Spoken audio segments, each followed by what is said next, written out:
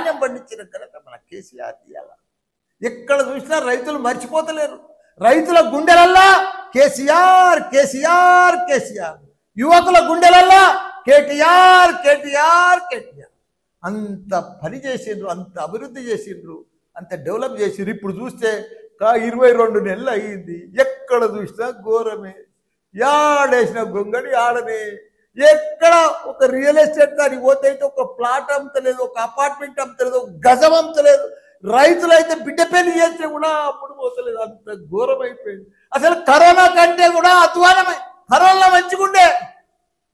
Corona 2 ఏళ్ళు వచ్చినా ప్లాట్లు అమ్మినాయి, బిజినెస్ అయింది, వ్యాపారాలు నడిచినాయి, అన్ని బంద్ ఉన్నా నడిచినాయి, పైసలు ఆడినాయి. ఇప్పుడు అసలు పైసలే ఆడతలేవు, పైసలే కనిపిస్తలేవు. ఓ మాయమైనట్టేనా, ఓ మంత్రం చేసినట్టేనా, ఇదంతా ఎందుకైంది వచ్చిందంతా అని ప్రజలందరూ కూడా డిస్కషన్ వచ్చారు. అంత పెద్ద అన్నపూర్ణ రాష్ట్రం, అంత పెద్ద పంట పండింది, అంత అభివృద్ధి, వ్యాపారాలు, real estate, India level builder అంతా వచ్చి హైదరాబాద్కి వచ్చినాయి. ఎత్తైన 58 అంతరాల బిల్డింగ్లు కట్టింది.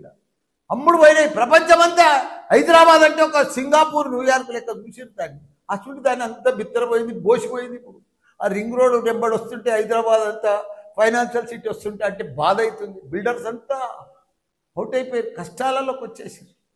ఇవన్నీ కూడా కాబట్టి మనం అంతా ప్రజలు కూడా అందరూ గమనించాలి. కాంగ్రెస్ ప్రభుత్వం ఇచ్చిన మాటలను వాళ్ళని ఈ ఎలక్షన్లల్లా, రాబోయే ఎలక్షన్లల్లా ఘోరంగా మనమంతా కూడా వాళ్ళకు ఓటు వేయకుండా ఓటుతోటే బుద్ధి చెప్పి మనం మళ్ళా బీఆర్ఎస్ ప్రభుత్వాన్ని గెలిపించుకోవాలి. మనం పాత రోజులకు మళ్ళీ రావాలి. మనం మళ్ళీ కేసీఆర్ మళ్ళీ సీఎం కావాలి. మనం అందరం కూడా ఒక యూనిట్ తోటి టీం వర్క్ కూడా జూబ్లీహిల్స్లో కూడా వాళ్ళు ఎంత చేసినా, ఎంత ఖర్చు పెట్టినా గ్యారంటీగా బీఆర్ఎస్ పార్టీ గెలుస్తుంది.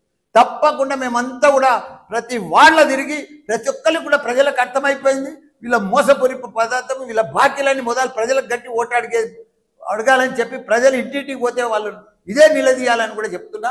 అందరికి కూడా జై తెలంగాణ, జై కేసీఆర్.